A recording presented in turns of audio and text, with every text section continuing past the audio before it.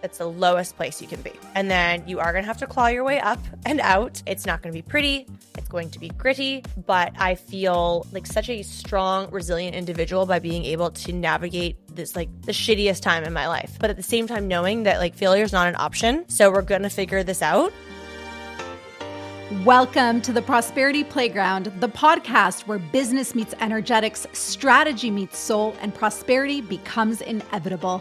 I'm your host, Anna Lozano, mom, founder, investor, mentor, and energetics in business expert. This is your weekly activation to rewire how you think and feel about wealth, success, and personal power, because it's not about working harder, it's about regulating deeper, aligning stronger, and receiving wider. You don't hustle for your future, you calibrate to your higher self.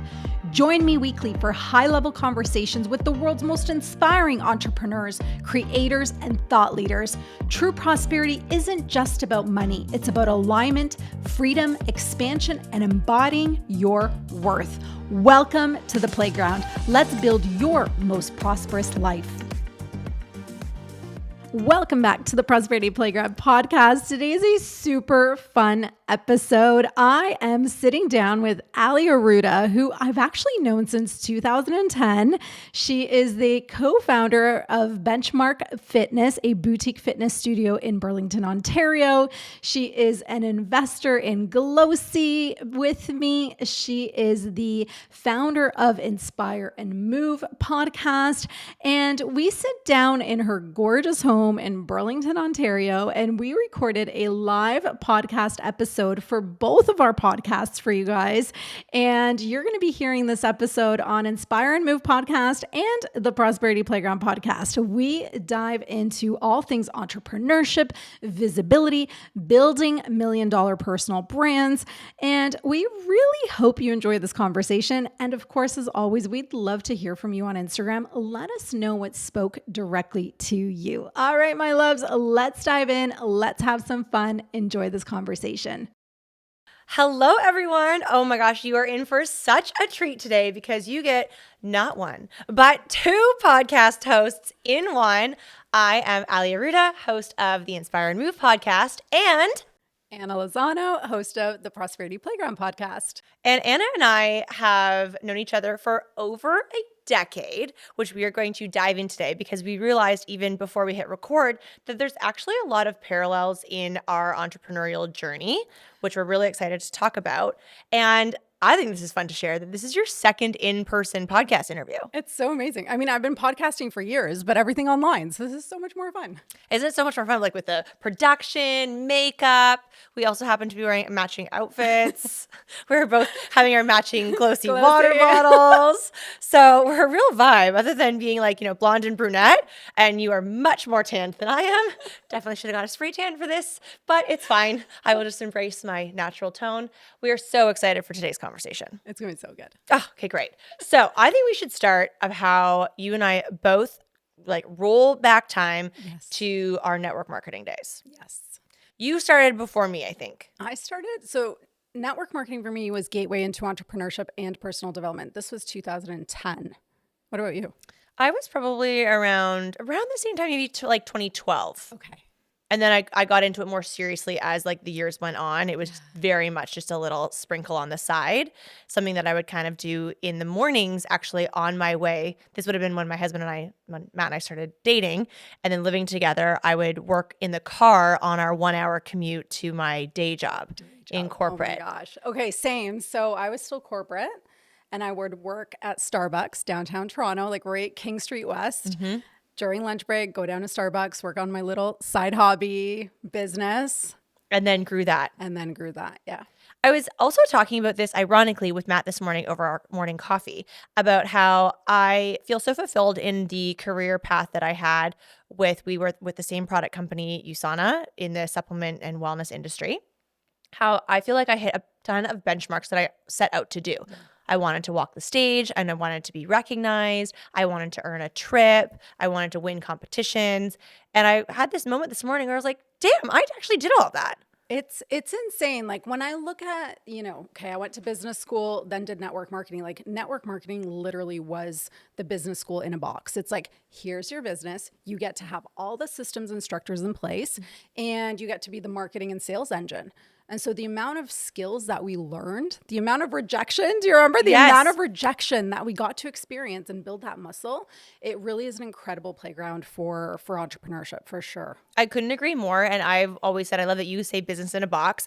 I say like entrepreneurship with training wheels or business with training wheels, because your risk is low, your investment is low, depending on what company it might be, what it is to join the company, let alone probably you should invest in some products so you know what you're selling and taking and bringing people on into your world from a customer standpoint. But it is so low risk compared to, you have had a product business. Yes. I have a brick and mortar business. Guys, those are the expensive routes to go. Those are the expensive businesses that you start for sure. And so much more risk. So many more skills to be learned. When I transitioned from network marketing to Love Powered Co., I'm now the entire engine of the operation, whereas network marketing was just sales and marketing. Really, oh my gosh, being a brand ambassador of a product. Here, you're now the accountant. You got to do shipping and logistics, operations, sales, marketing, customer service, like absolutely everything. And then, I don't know, brick and mortar. I've never owned a brick and mortar. I can only imagine. Okay, well, we'll go there next. I want to go back to Love Powered, because I have had so much fun in like the sidelines watching you. And well, I know you've now exited the business, but you had a business partner who, like, unlike me, was not your spouse. Yes. So I would love to know even like what that has looked like by building a business, how you even chose a business partner. How did you even choose that and came up with the name? Such a good question. I've actually never, ever been asked that. So I'm like, oh, I love this. I'm like, I feel like I've done hundreds of podcast interviews and no one ever asked that. It was incredible because my business partner and I, so the co-founder and I, we really joined forces with complementary skills. And so in terms of like business roles and responsibilities, we each fell into our own zone of genius. And then there was all the other things we had to learn, like the finances, shipping, marketing, etc. operations. But I was in my sales and marketing and collaborations role, and she was the creative. So it really was an amazing foundation of two founders with very complementary skills. It was so funny because when we came up with the name, so this was like 2016, we're having a play date, drinking wine in my basement floor in Oakville. Our little kid's running around. Maya, I think, was 9 months old. She wasn't even walking. Can you believe that? Oh, she just turned 10. I was going to say, didn't she just hit double digits? She just turned 10. And we started brainstorming ideas, and like, we want to both launch a product. We want it to be intentional. We want it to be something around personal growth and affirmations. We had both been really deep into personal growth and mindset work. And first we were thinking about like a jewelry line for mother-daughters, but she's like, I have a son, so how is that going to work? This isn't really fair. And so then we started looking at, what's out there in the world of affirmations. And at that time, it was really like bright colors, nothing beautiful that we could find. Like, the aesthetic of this house. We wanted a product that you could just put on the coffee table. It would sit there. It would sit there. And once you opened it up, you would have the power of the words, the power of the affirmations. And so we started looking on Etsy. We started looking at Indigo. Nothing existed. And I don't remember the exact moment, but we said Love Powered. And then we go on GoDaddy. We're like, holy fuck, it exists. Yes. Like Love Powered Co. was available. We're like, oh my God, we go on Instagram, it's available. We're like, this is our sign. This is our company name. And this was that like when you're fully connected, when you're in flow, when things are just meant to be, this is the path of least resistance. This is when we talk about like ease and flow in business. These are the stories. These are the situations where like, well, this is meant to be. This is coming to life. Then it took 9 months from that moment to create the entire company and go to launch. Oh my gosh. I remember so vividly watching you both create this and build this. And I feel like I actually even maybe remember an Instagram photo of the two of you in your co-founder's backyard, who also is in Burlington, Ontario. Like, I remember this and seeing and watching you. I remember the photos of you both like packing orders. That first photo shoot was in Burlington, like right around this area. And I was in one of your photo shoots. You were in our photo shoots. Okay, now everything's coming back. Yes. Okay, and so then we obviously have to talk about the mutual connection of who did the like creative design of your desk. Check. course. Let's go there. Rochelle, your bestie. So Rochelle, I don't know if you know this, but she has done every single brand that I have launched. She's been my girl. So with our network marketing business, we had a whole brand name. She did that branding and marketing. Oh my God, I remember that. Holistic Freedom Academy. She was behind the brand. Yes. That's how we first got connected through you. Oh my gosh, way back. Then she did Love Powered Co. Yep. So she was the branding genius behind it. Then she created my personal branding. Then she created the Prosperity Playground branding. And now she is behind the branding of the new pickleball company that I'm launching. Oh my gosh, I love that evolution. And that really speaks to just the power of even networking in terms of, okay, Rochelle's my best friend, but I remember that you had an ask. And so you had reached out to me. Yes. I connect you both. And the connection is one thing, but if the other person doesn't like follow through and actually do a great job with what they are a specialist in, Yes. then you wouldn't have the relationship and the longevity of working with Rochelle and her team through all these different iterations of who Anna is, but all of the businesses and brands that you have built. Literally 17 years. Oh my gosh. Isn't that crazy? So we've known each other. I know you said more than a decade. It's been 17-ish years. Oh my And same with Rochelle. I was trying to round down Yes. for our ages. Rochelle and I, as many people on Instagram know, I just surprised her in Sydney, Australia, which was iconic. And we were talking about that, like how many years we've known each other. And we were saying 15, but maybe it's a bit longer I than think that. it's a bit longer, babe. Oh my gosh. But Okay. this is it. Like we talk about networking. And do you have a line 4 in your human design? You know what? I'm actually not sure. I know I'm Okay, a we need to- manifesting generator, but I don't know much about the numbers. Okay, we need to check on this because line 4, so I'm a 4-6. The 4 is the networker, the connector. And I feel like you have Probably. that in your profile. So we need to check on that. Because I'm an Enneagram 3, Okay, see, and I don't know much about that. which is fascinating. I just learned that at the recent mastermind we were at.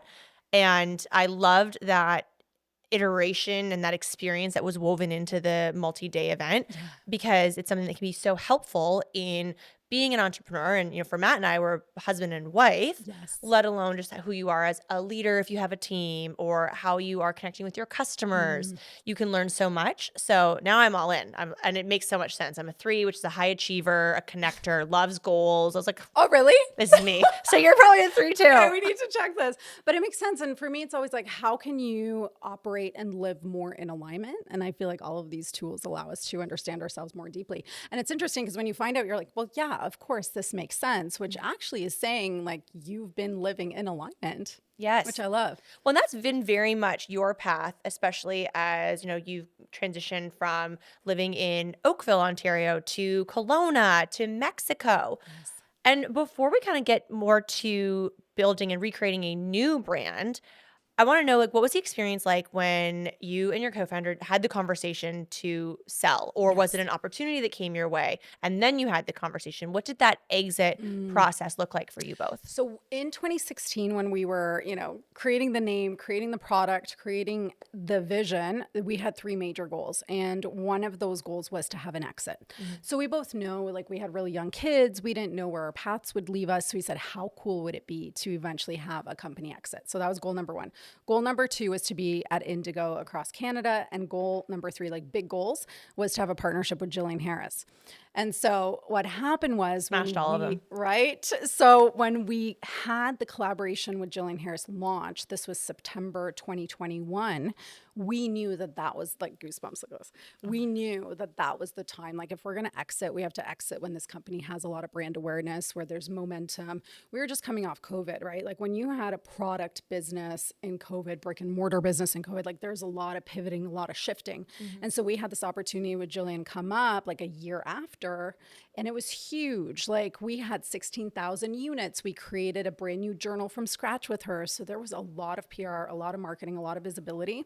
So we said, if we're going to start the process of an exit, it has to be now. And that's what happened. We started the process. And again, I remember this all so vividly. I swear I still have some of the collab pens upstairs in my office that, I mean, I might have used them all, but I remember receiving them and just seeing that. And I think that even speaks to the power of intention and holding that alignment so close to your heart as that North Star of like, what are these decisions that we are making that are in alignment with goal 1, 2, and 3? Yes. And if we tie in like but not like gripping so tightly that this has to happen, where you shift kind of from the intentionality and that beautiful alignment to like lack force, make it happen. So I feel like that's when we can disconnect energetically and like literally the valve closes, shit stops flowing. So what was that year in terms of like, was it multi-years in terms of like you had that vision of like what those goals were to then, having that collaboration and the product created to work alongside of Jillian Harris? Yeah. So those three massive company goals were set at the very beginning.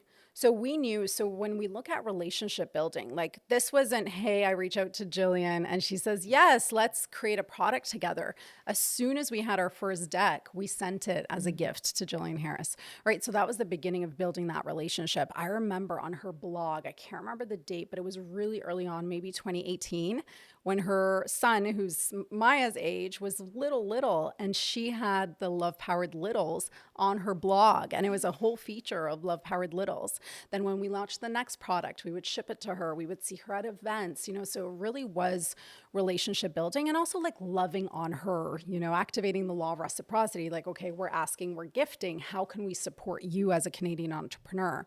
So whether that was attending events, promoting her things on social, just really building relationships. I think that's a key piece here. It's like it didn't happen overnight. It didn't happen with just that product. We're looking now at a 6-year relationship that was built. So when I did reach out and say, hey, we'd love to see if there's an opportunity to co-create a product together, she literally responded in 8 minutes. Oh my gosh. Yes. That's like, aligned manifestation. Do you remember that feeling? Absolutely. What did you feel? Oh my, well, like, look, it comes up again, goosebumps. Like for me, these are like God bumps. They come through. This is alignment. And I remember we had left Oakville. Yvonne and I and the kids are driving from Penticton to Kelowna, going to a kangaroo farm. And I remember like we were listening to something. I think Yvonne and I were chatting, and I like raised up my hands and I said, okay, God, if we're meant to collaborate with Jillian Harris, make it easy, make it fast, make it fun. And then I go pick up my phone, like this is all like guided, pick up my phone, guess her email address, send her an email. She responds within 8 minutes. And now, hindsight 2020, I think we were in the same area. I think we were passing where she lives. Oh, and it was this like intuitive hit that came through. And I know, like, our mutual friend Christina, who's always on your pod, is like woo adjacent. Like, I'm really fucking woo. Yeah. Like, I live this stuff. I love it. I love it. Oh my gosh. Yeah. Okay, this is incredible. When you were just talking about, the relationship building and law of reciprocity, I was thinking about something that I do talk a lot about on my show is deposits, like making endless deposits before you act on and request a withdrawal. Okay, tell us more about that.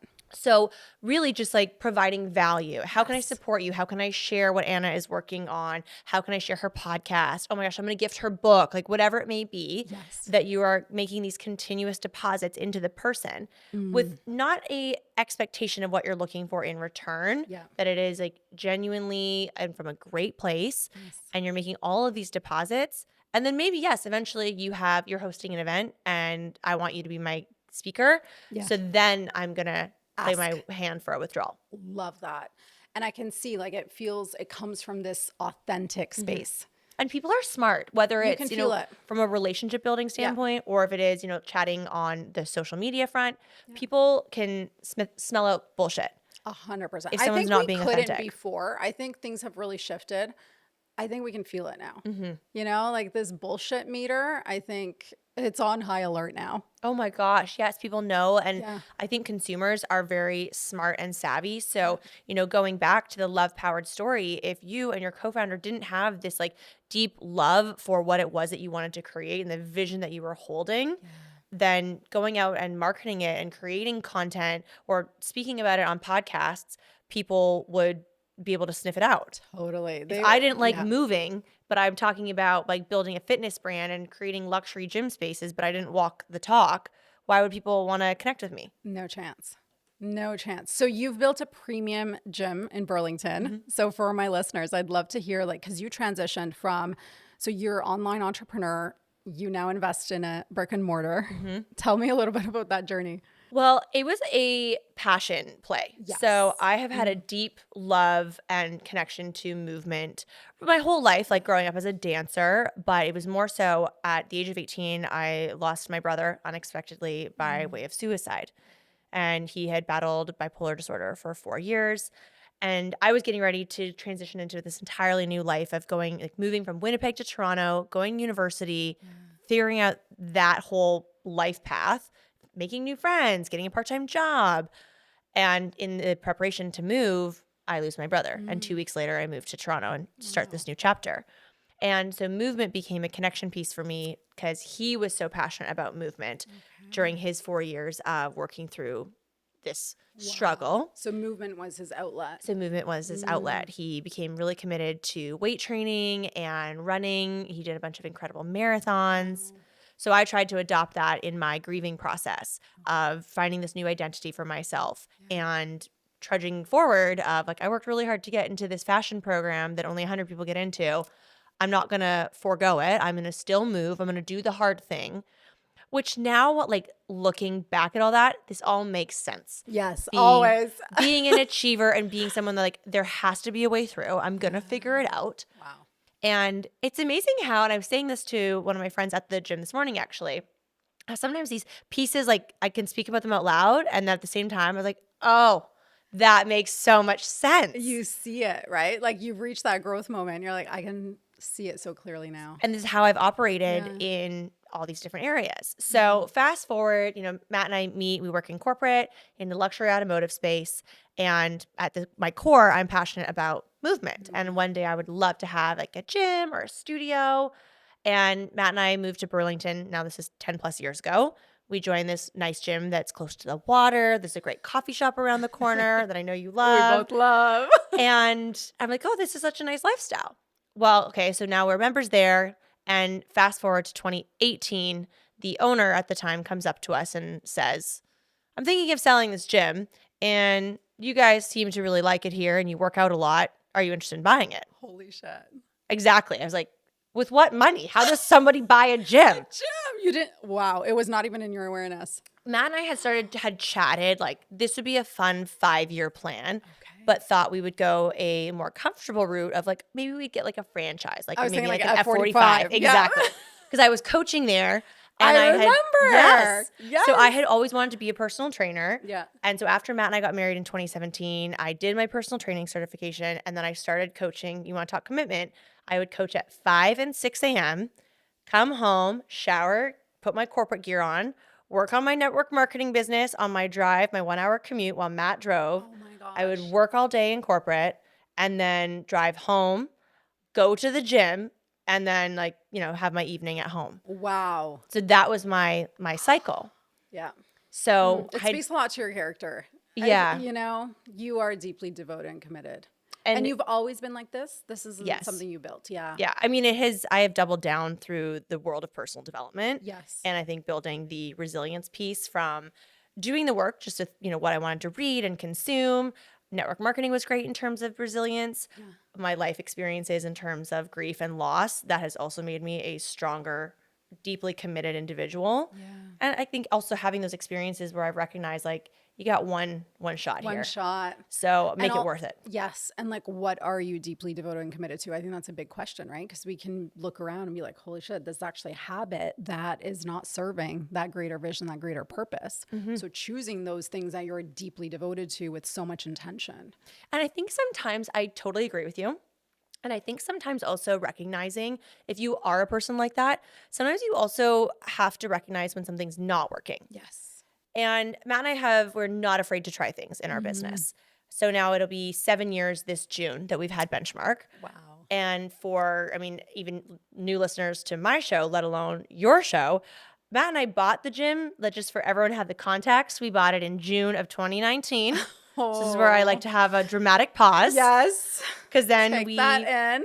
We rebranded with, no surprise, Rochelle. With Rochelle. I remember the rebrand. I remember you showing snippets of it. And I was like, this is genius. It's really chic and sleek and classy, the black and the white. I was like, yeah, she nailed it. Thank you.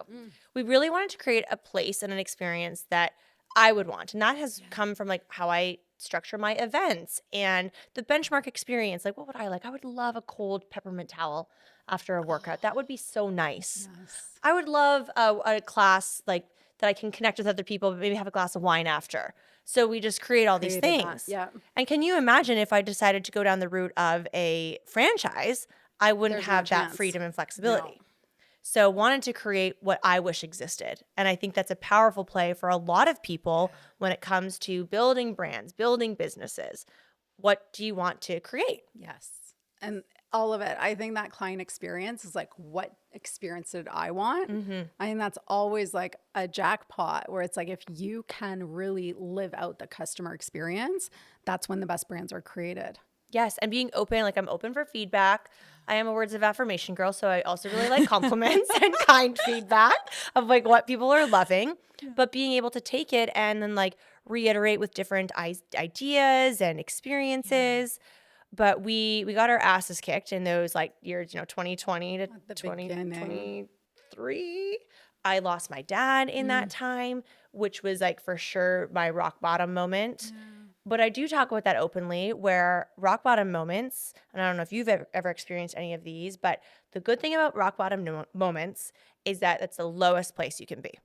And then you are going to have to claw your way up and out. It's not going to be pretty. It's going to be gritty. But I feel such a strong, resilient individual by being able to navigate this like the shittiest time in my life. This is it. For my personal life, in terms of like my loss of my dad, who I was really, really close to, and going through this business chaos with no revenue, but at the same time knowing that like failure is not an option. So we're going to figure this out.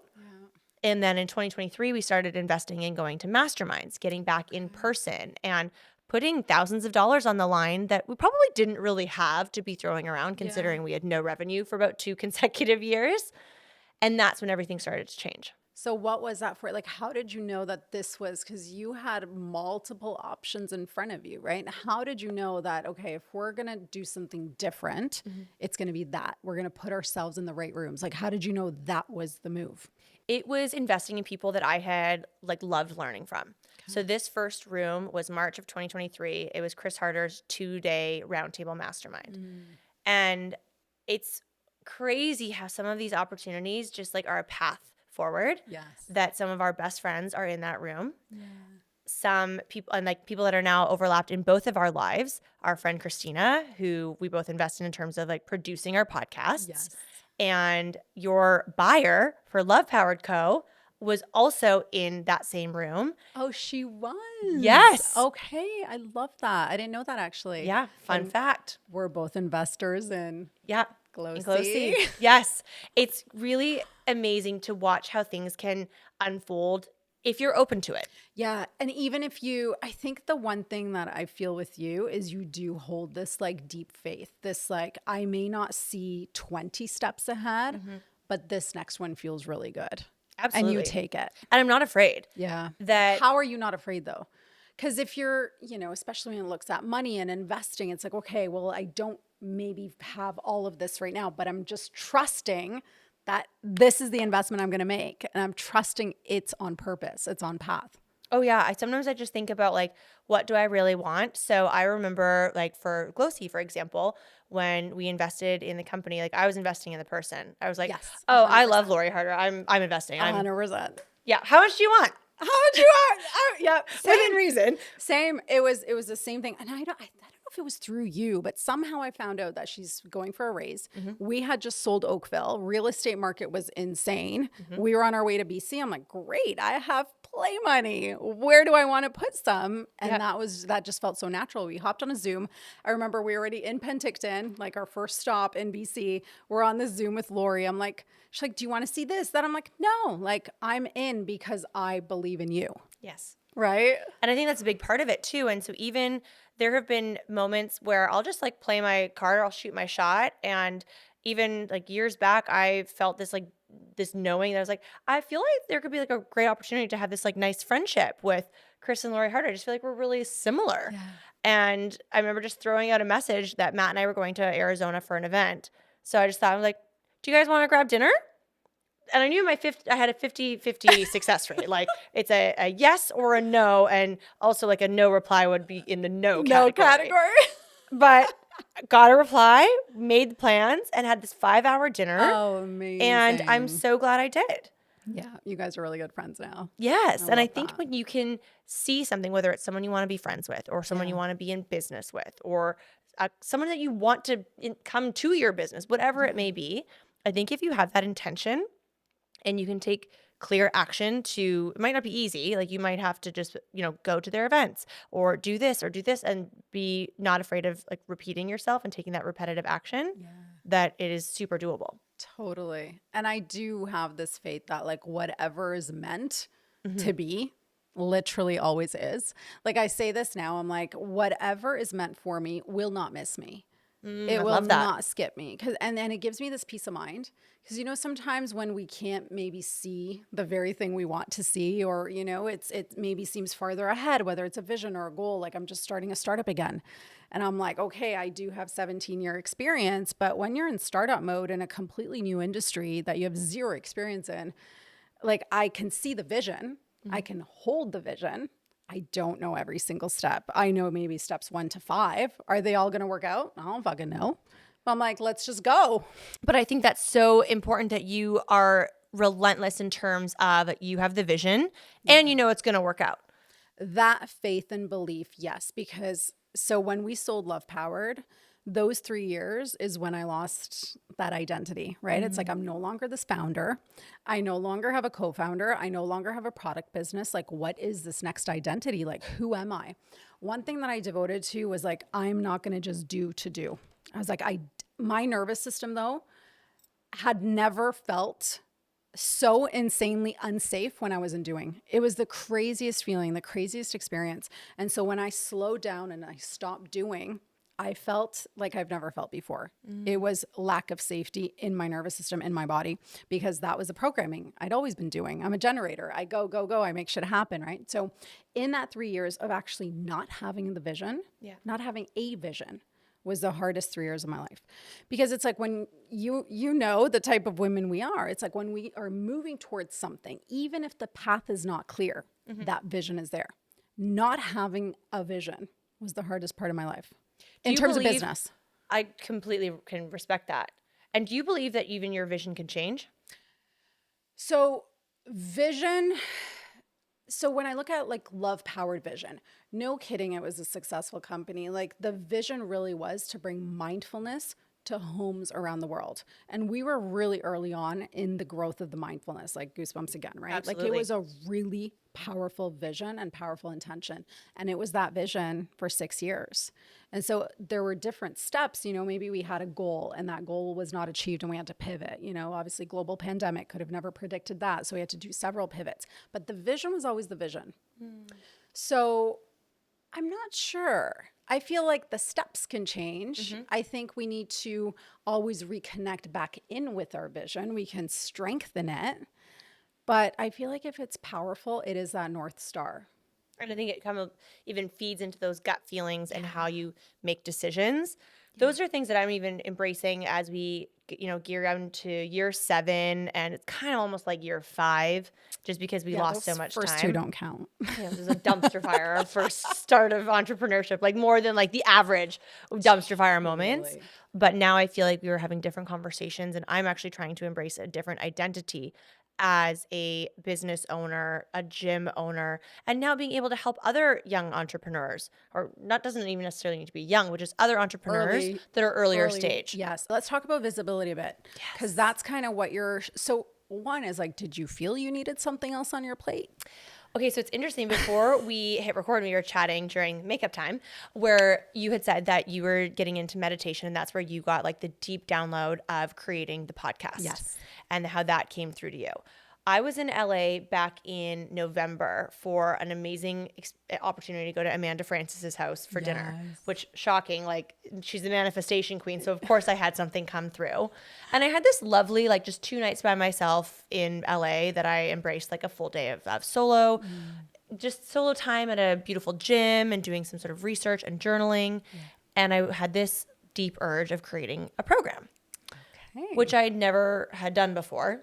Like So, you had invested coaching mentorship, Oh, but yeah. you had never been the coach mentor. yes. Okay. So I've done one-on-one coaching with entrepreneurs, and I really do love that because I feel like I also do that like during a client's workout at the gym. That I You're was always like, mentoring, yeah, of course. How should we rework your business? What do you need right now?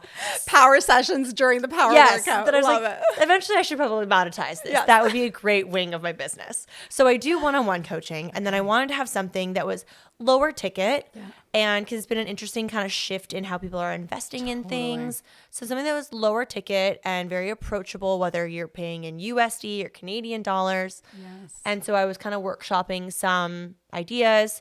I ran it through my ideas through one of my mentors, and then together kind of came up with another plan, and it was all around being visible. And that feels super aligned. It's so you.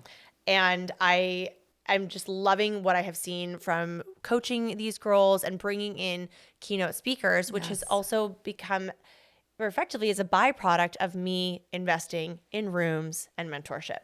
So it's all full circle where I get to then make those asks. Like we were talking about deposits. Yes. And then eventually I have something where I was like, would you be open to being a speaker in this program? And it's an easy And yes. it's an easy yes. Yeah. Because I will shout your name or your event, your podcast from the rooftop. If like my friend Lindsay has Powerhouse Women every August, I will bring people with me. I'm like, I've got the Yes. Burlington crew. Yes. So it was an easy ask for me to approach her with it and for her to agree and be like, yes, of course.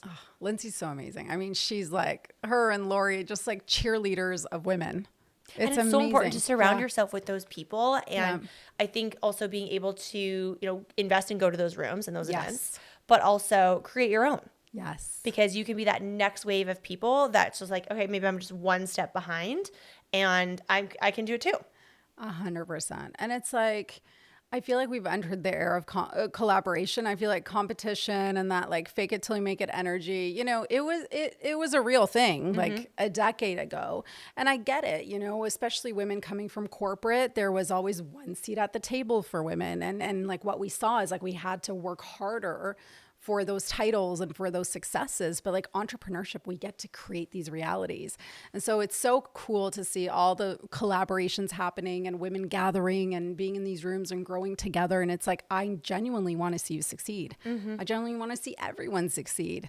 And it's felt, I think that's the key thing is like, it's truly felt. Agreed. And I think I've said this for a couple of years now, how I think there's lots of room at the top for all of us. Now It doesn't need to be like you absolutely. versus me. No. There's lots of space. I think corporate created that. I agree. And I feel like we've all just rebelled against it and saying like, no fucking way. Like we're creating our own definition of success and doing it through community. Like women are just such natural community builders and collaborators and it feels good. Oh my gosh. And I think coming out of the years where we were literally told like, don't be in community, don't spend time with other humans.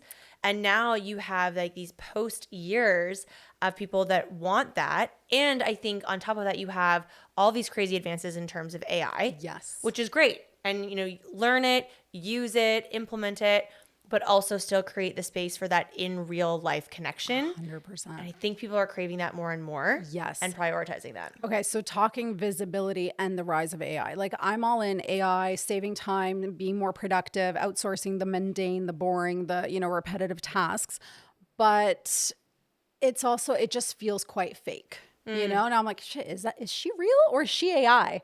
Oh, I know. That is like, actually, oh my gosh, there's a influencer. I'm going to butcher her name, so I'm just not going to say it. But I literally sent her a message. I'm like, are you real? And it got us chatting. So now we're in conversation. She has like over 3 million followers. She's going to come on my podcast because that was like, I legit thought she was AI. Wow. Yeah. So that was a great story. I can't wait to tune in for that one. I had to search her name. Oh my gosh. So for visibility now, like how do you actually stand out? Like what do you think is like 2026 and beyond? Like how do you gain true authentic visibility online when it's so saturated right now? I think consistency is a massive part of that. Okay. And I love talking about consistency also from a physical standpoint, like, Yes. Building your dream body. And it doesn't need to be like you want to be on this cover of Sports Illustrated, but just being able to chase your kids or lift your grandkids and travel when you're in your 70s. Yes. Building strong bodies for longevity. And that's a big play when it comes to consistency. But I think even creating those connections with your audience and building community, they need to see you. They need to be able to connect with you and know like who you are about. Yeah. When I was just in Australia, I had quite a few people DM me just saying like, I love seeing you on vacation with your best friends. This is so fun, because you're taking people along for the ride. Yeah. And you don't necessarily need to showcase everything in your personal life. I think having a boundary that feels good for everyone's different. Mm-hmm. Some people don't show their kids, and you can respect that. And some people do. I love showing my dogs. It's not uncommon. That's not part of my brand, but it's a big part of my life. Yeah. And I like to post almost every day in terms of my workout at my gym, because I also want that to be a very subtle funnel for people that might see that might be in the area and maybe want to join my business. But it's also part of my daily operating system. That's who I am. That's who you are. Yeah. But I think when it comes to building your personal brand, visibility, consistency go hand in hand, and giving them a variety of content. Like maybe you are talking to the camera and you are talking about something that you do or how you can help them, the problem that you solve. Yeah. Maybe it's a little recap video of an event that you were speaking at, and carousels, and just having consistent content. I'm trying to post like 2 to 5 times a day. A day?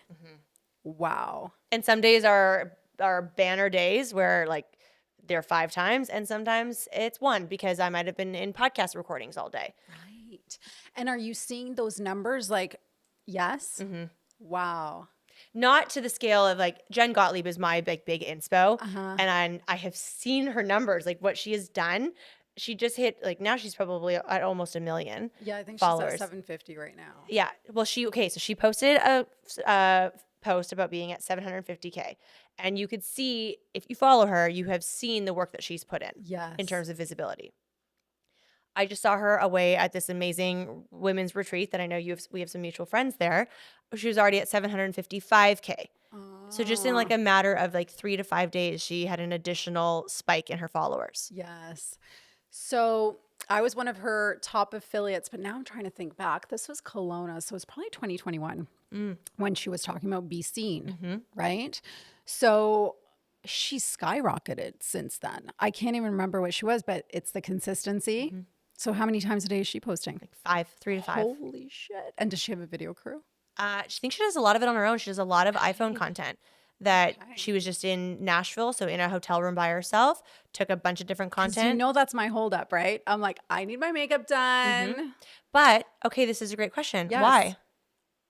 I just, okay, so for example, my vision for the pickleball brand is I am documenting the whole behind the scenes journey of building my next product-based business.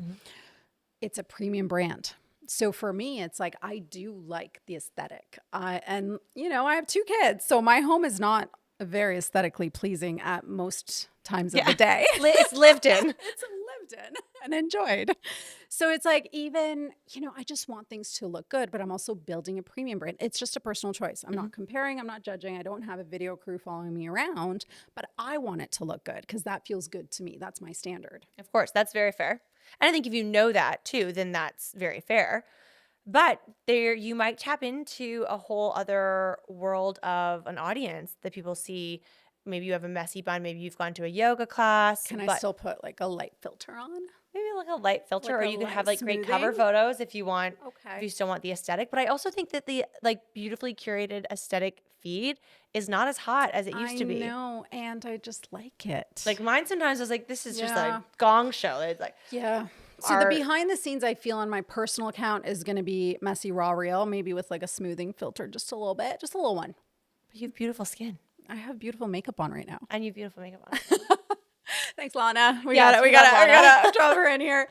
But the brand account, it is going to be curated premium, right? Mine will be more behind the scenes, sharing the founder story of how I'm building this brand. I think people would deeply connect with that, to know that maybe it is 2 a.m. that you're up and you're like, oh my gosh, I have this incredible idea. I need to write copy or whatever it may be. Just do a quick video. That you've captured it. Yep. And maybe sometimes you actually get to like work by the pool with a margarita. It's like every day. And that is your behind Maybe the not the scenes. margarita, but like, you know. But work by the pool. Work by the pool. And if it's, Friday at 4 that you, or 5, whatever time, no judgment, that you're building whatever it may look like on that day. Yeah. That you get to take people behind the scenes to really show them. So raw, real, authentic, no camera crew at this stage. I mean, as much as I would love one, like I'd love to have video mat. Yeah, of course. Video mat's a hot like commodity. video mat, come to Mexico. Yeah. We need to do this for a year. I need a year of behind the scenes. You might get what you're asking. That doesn't sound like he a might like that gig. Yes. Kelowna, Mexico, best of both worlds. Yeah. Okay. Okay, let's talk about building a pickleball brand. Oh my goodness. So this has been 2 years in the talking because Okay. nothing's been created. We're probably about a year out still at this time from launch. Why?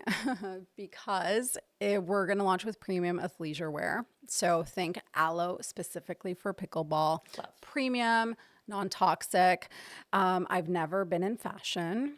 I've never raised money. So you're doing a raise. Okay, we need to pause right there and chat about that, because you have been an investor. You are an investor, but you've never gone through the experience of raising money. Yeah.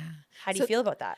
So this is interesting, and I'm really mindful of who I share information with. Obviously, we're sharing this quite publicly. Perfect. We're on 2 podcasts right now. Podcasts right now. Great.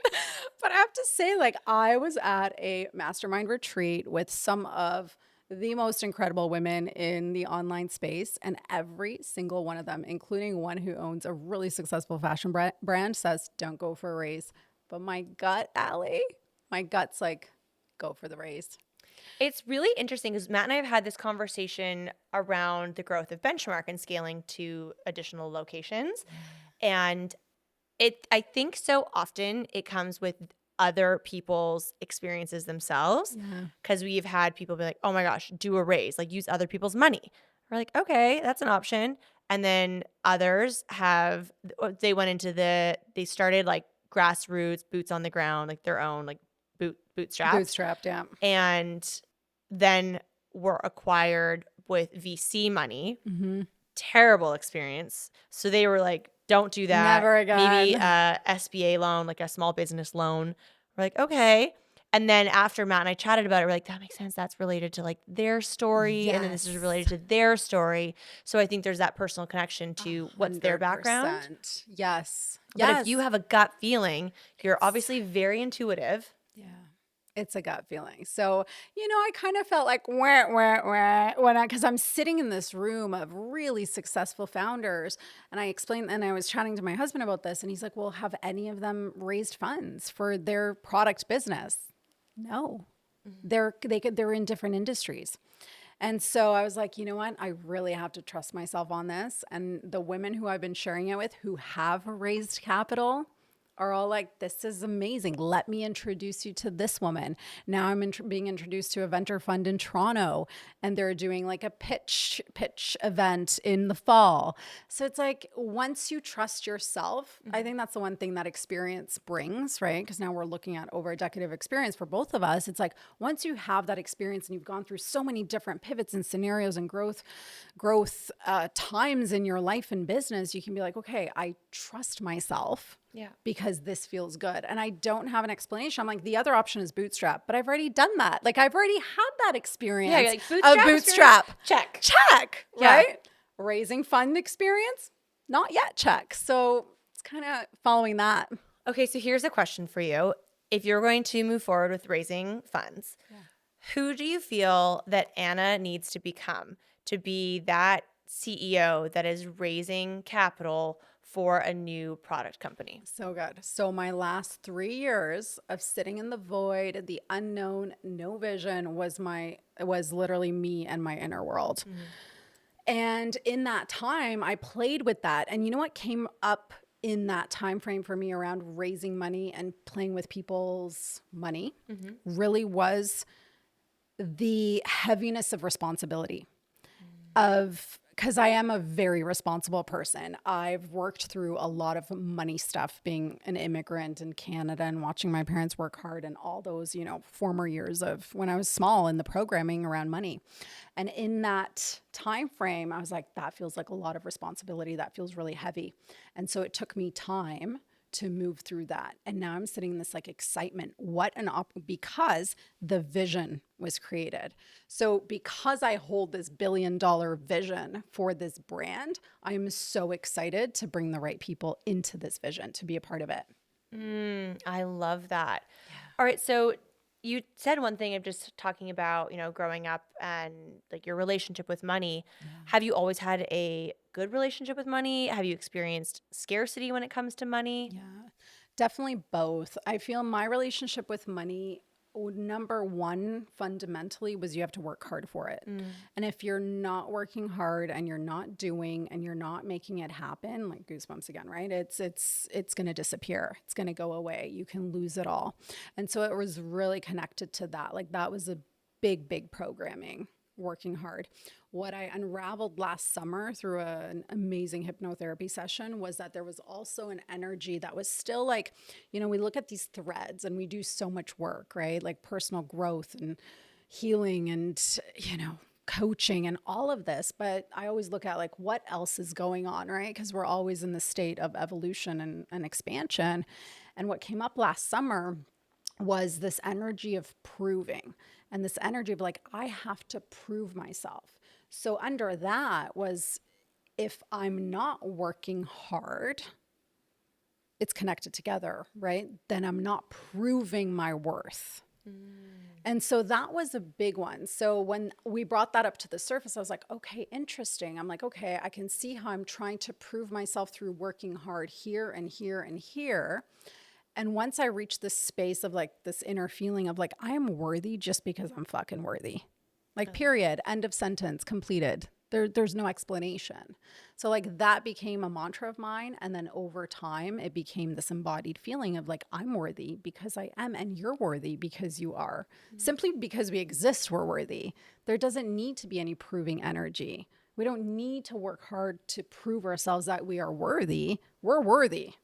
Yeah. That's taken care of. So now can you create in a way, and I don't want it to seem like I don't work hard. If you're in passion and you're doing something you love and you have a vision, of course you're going to work hard.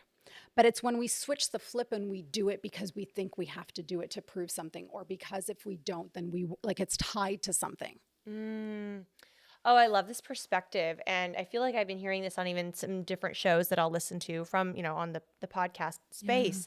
That is such a great perspective. And I also wanted to touch on something that you said. I love the word expansion because I think it is so in alignment with, for sure, both you and myself and many people that listen to both of our shows that would be, high achieving, ambitious entrepreneurs or in corporate.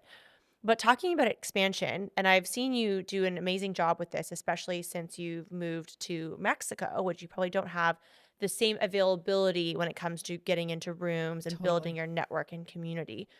You've done an excellent job of making those investments. Dollars is one thing, but your time and your energy to fly wherever you need to be. How has that positively, or if there's, negatively, but how has that impacted you and your new journey in entrepreneurship? Oh, so much. And it's something that my husband and I talked about a lot. Like, we're in this tiny village in Mexico for half the year. And I said to him, for me to keep my fire alive, like for me to be truly in my generator activated energy, I need to be in the rooms. And so I told him, I'm like, likely every single month I will be flying to an event because I want to be in the rooms. I want to connect. Like, it was so good to see you in October. I was like, oh my gosh, like this is a long-standing friendship. And so that's kind of the conversation we had behind the scenes. It's like, I'm going to invest time and money, which means he has more responsibility at home with the kids and the dog and the business, right? Like his life continues, plus he takes on my responsibilities for a week at a time because I need to fuel my soul with this. And I was talking to Danielle Amos. I'm going to her event on Wednesday, and she's like, what are you selling? I'm like, I'm not selling anything right now. I just really want to be in the room and I really want to contribute. I have this experience. I have this journey that I've been on. And, I don't know what doors, what pathways, what is going to energetically match and align, but I'm trusting I'm meant to be here. So it's like when I'm invited, there's tons of events going on, right? Yeah. So it's kind of like tuning in, like what feels good, what feels activating, what's exciting. And then I go for it, right? It's like when I feel it, I move, very similar to you. I love that. And is that how you would make the investments in terms of either being in rooms with, one day or multi-day events, or in any masterminds? Are you in any masterminds right now, or in any coaching? Not right now. I just finished last year. I was mentoring with Neil Donald Walsh Okay. of Conversations with God, who was Amazing. also on my podcast. So it's like, again, that relationship building tool. That was incredible. Like, I knew that I wanted to mentor with one of those OGs in the personal development space, because like one of my incredible mentors was Bob Proctor. This was 2010. Wayne Dyer, but that was only through like audios and books. Yep. Louise Hay, the Classics. greats. Yeah, Classics. the classics. And so I'm like, who's around, who's mentoring, who's coaching? And Neil Donald Walsh was 82, showing up on Zoom, sharing his story. And he's just an incredible human. And so I asked him, like, what is the purpose of life on my podcast?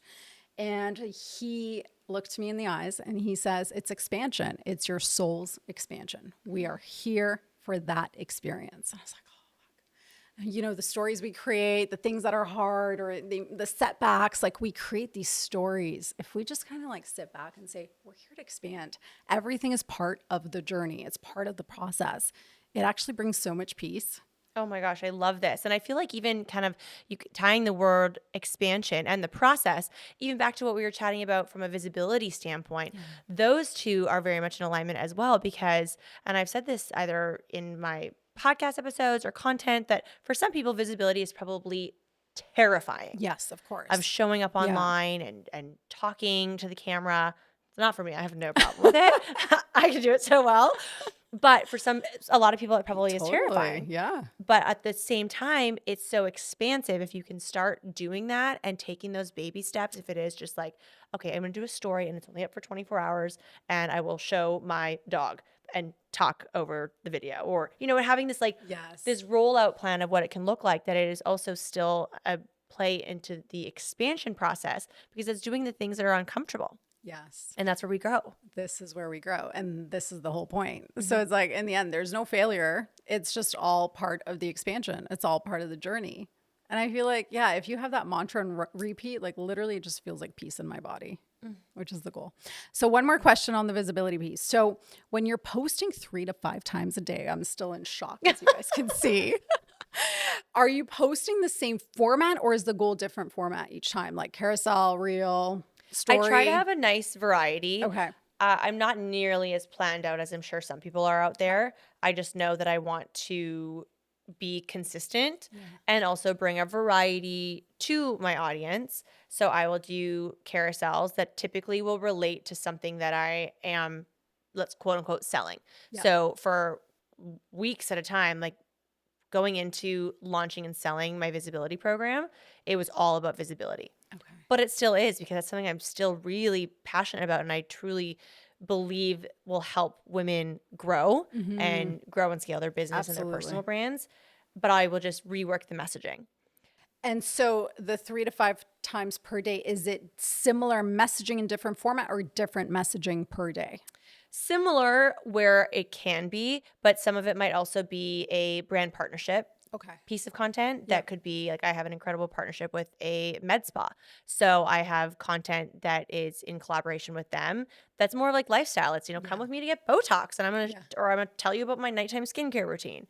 So it's more lifestyle content for people to learn about Alli Arruda. Got you. So variety that ties into your brand pillars. Yes. Okay. And all of it still is connected through visibility. Yeah. So I am not afraid to show needles going into my forehead, which there probably a couple of years ago would have been a time where I was like, I don't know if I want to show that. Right. But I don't want to hide it from people. Yeah. And also I have this amazing partnership that I'm so grateful for, and I love creating that content.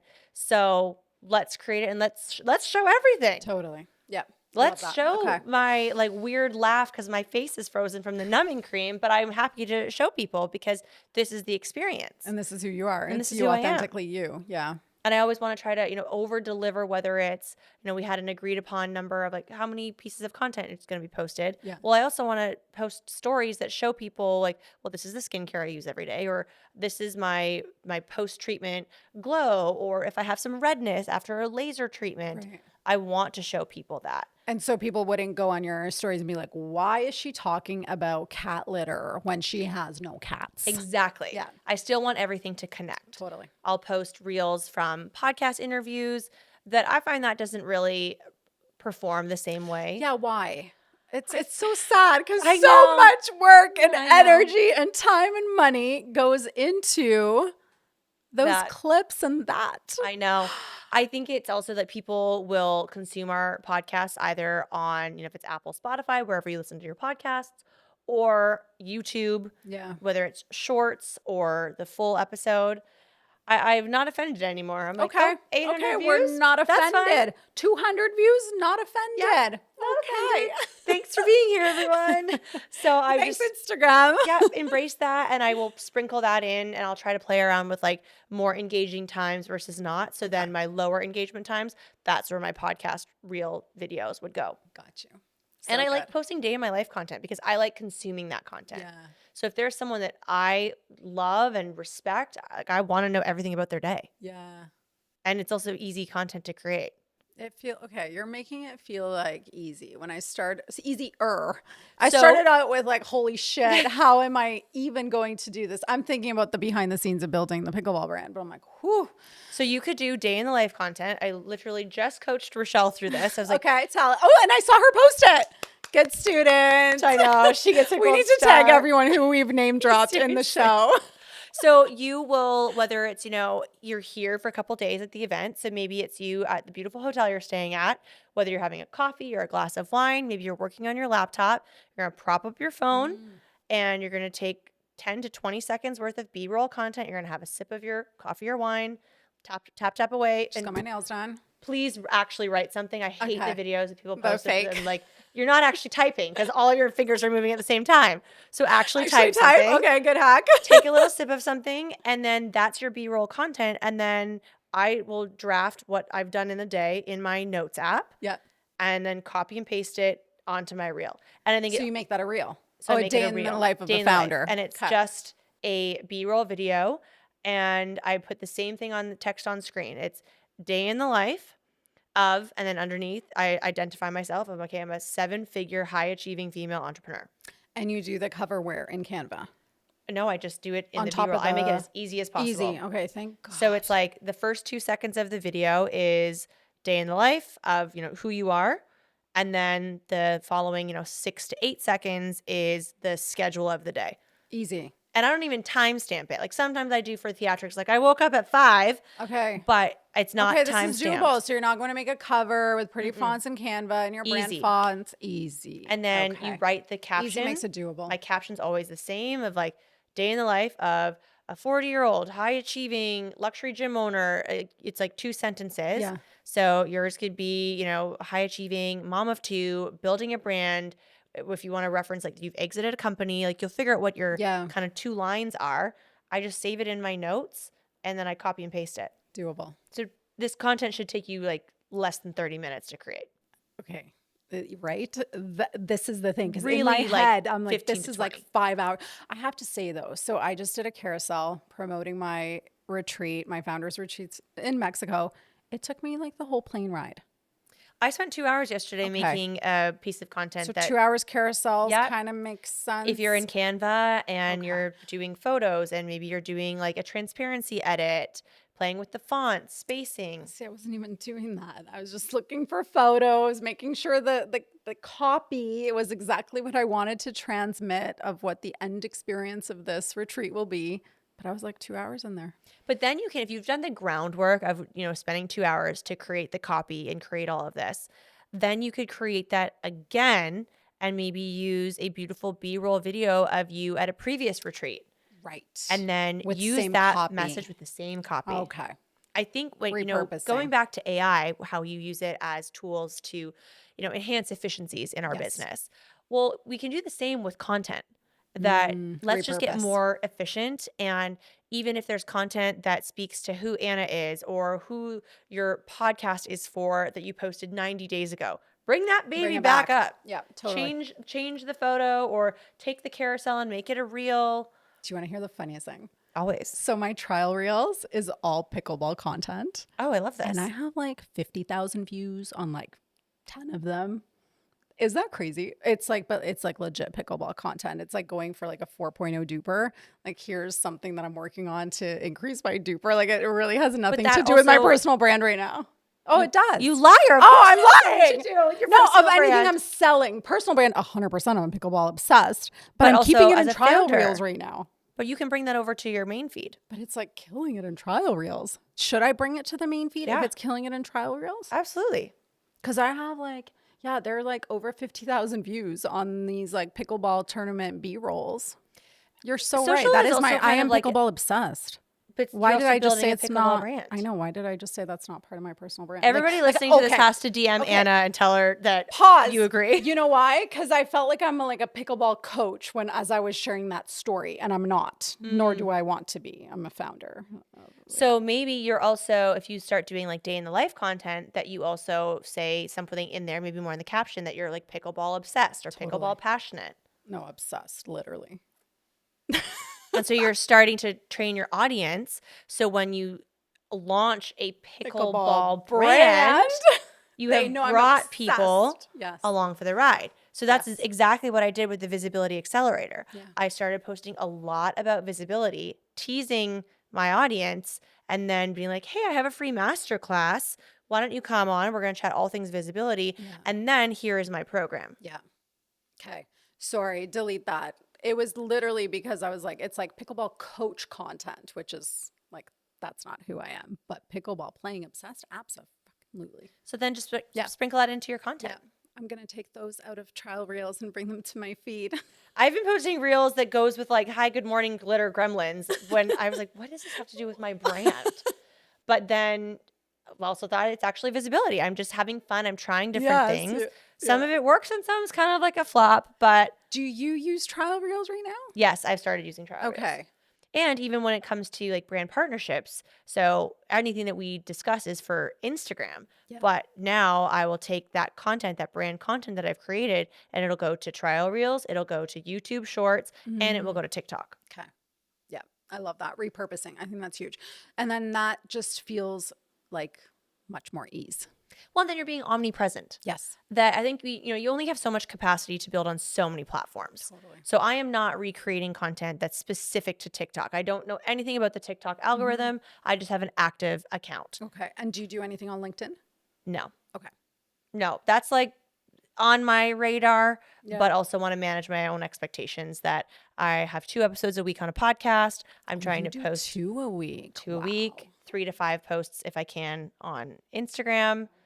Daily stories. Plus, then you're running like a brick and mortar business. Yeah, there's all the other coaching things. in a mastermind, coaching clients. And you want to like work out and drink water. All these things that we do in a day to be who we are. But you get 8 hours of sleep. Yeah. No, you made it feel approachable. You really did. So thank you. Appreciate it. Okay, so we need to make sure everyone knows where to find you and follow along for building the brand for the pickleball brand. All right. So, and you for my show also. So _ Anna Lozano on Instagram. The pickleball brand is called Maya Pickleball. So I cannot wait to launch it, but we will start with behind the scenes content of launching a pickleball brand. I can't wait to follow along. And best place to find me is on Instagram at Alli Arruda, all one word. And hopefully you can see me and keep me accountable to 2 to 5 posts a day. Yeah, seriously. We are so going to keep you accountable to this. I love it. And we'll have everything linked, obviously, in the show notes for, being able to connect with Anna, to tune into her podcast, and hopefully the same for the Inspire and Move podcast. Absolutely. Thank you so much. This has been so fun. We should have also had like glasses of wine going. Yeah, cheers. Like we got to cheers our water. Smart girly pops. So I'm like, cheers, it's closed. Oh my gosh, guys, thank you all so much for being here, for listening, watching, and I'm sure I can speak for both of us that as words of affirmation girlies, we would love 5-star ratings and reviews so that we can continue to grow these shows and bring on more amazing guests. Yes, please, more, please. Thanks, everyone. See you soon. Bye. Thanks for joining me on today's episode of the Prosperity Playground podcast. If this conversation sparked something in you, be sure to subscribe on Apple Podcasts so you never miss your weekly activation. If you enjoyed the conversation, please rate and review. Your feedback helps us reach more souls just like you who are ready to calibrate to their most prosperous life. Know someone who needs this frequency boost? Share the episode to Instagram and tag me at _Anna Lozano so we can grow our energetically aligned community together. And please remember, true prosperity is about alignment, freedom, expansion, and embodying your worth. Start today. I'm Anna Lozano, and this is the Prosperity Playground. See you on the next activation.